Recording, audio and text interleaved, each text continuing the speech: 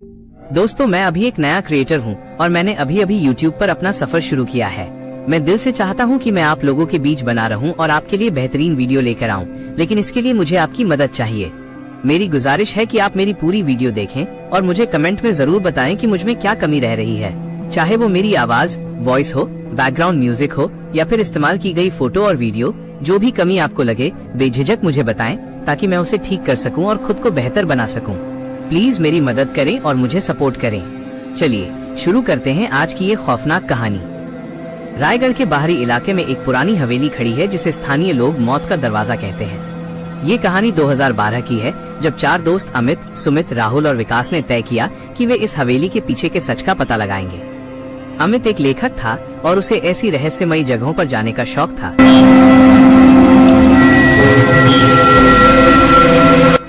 शाम के 6 बज रहे थे जब वे हवेली के भारी लोहे के गेट के सामने खड़े थे। गेट पर लगी जंजीरें इतनी ठंडी थी जैसे बर्फ। जैसे ही उन्होंने गेट धकेला, एक चीखने जैसी आवाज गूंजी, मानो हवेली उन्हें अंदर आने से मना कर रही हो।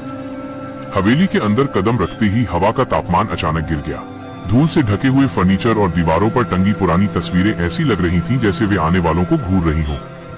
हवेली के बीचों बीच एक बड़ा सा झूमर लटका था जो बिना हवा के भी धीरे धीरे हिल रहा था।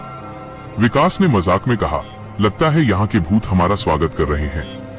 लेकिन उसकी हंसी तब गायब हो गई जब ऊपर की मंजिल से किसी के भारी कदमों की आवाज सुनाई दी। धप धप धप। आवाज ऐसी थी जैसे कोई भारी चीज जमीन पर घसीटी जा रही हो।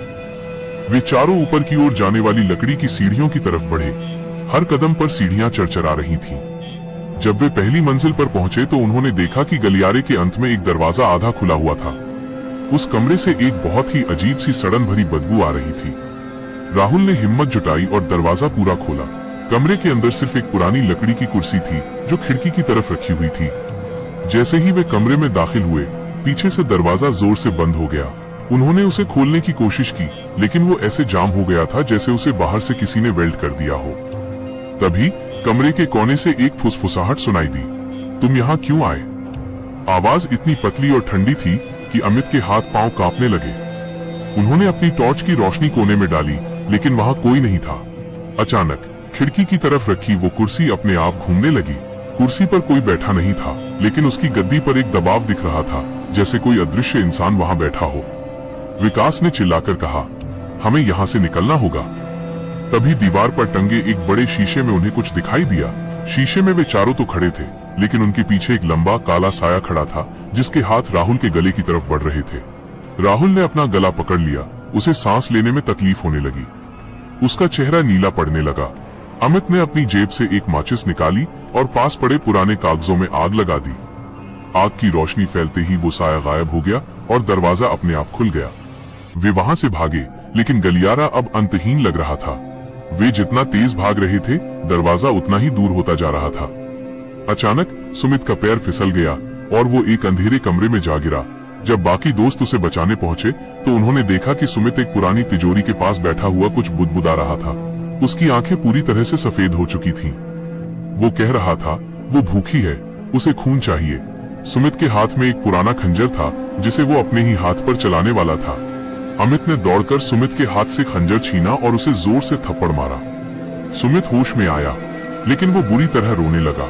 उसने बताया कि उसे एक औरत दिखी जिसके पैर उल्टे थे और वो उसके कान में कह रही थी कि वो उन्हें कभी बाहर नहीं जाने देगी। तभी हवेली की छत से खून की बूंदें टपकने लगी। फर्श पर खून से एक नाम लिखा गया, मंजरी। इतिहास के मुताबिक मंजरी इस हवेली की दासी थी जिसे जमींदार ने जिंदा दीवार में चुनवा दिया था।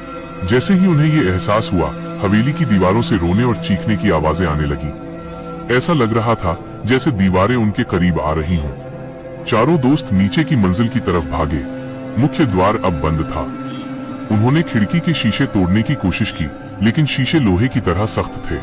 अमित को याद आया कि ऐसी रूहें रोशनी से डरती हैं। उन्होंने अपने बैग में रखी सारी कपूर की गोलियां और सैनिटाइजर निकाला और हॉल के बीचों बीच एक बड़ा घेरा बनाकर आग लगा दी। जैसे ही आग की लपटें ऊंची उठी, पूरी हवेली में एक भयानक चीख गूंजी। उस चीख की ताकत इतनी थी कि खिड़कियों के शीशे चकनाचूर हो गए।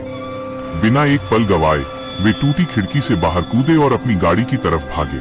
पीछे मुड़कर देखने पर उन्होंने देखा कि हवेली की ऊपरी खिड़की पर वही काला साया खड़ा होकर उन्हें देख रहा था। वे सीधे पुलिस स्टेशन पहुंचे, लेकिन पुलिस ने बताया कि उस हवेली में पिछले 50 सालों से कोई नहीं गया है और वहां का रास्ता भी झाड़ियों से बंद हो चुका है। जब उन्होंने अपनी गाड़ी देखी तो कार के पिछले शीशे पर मिट्टी से एक हाथ का निशान बना हुआ था, एक छोटे बच्चे का हाथ।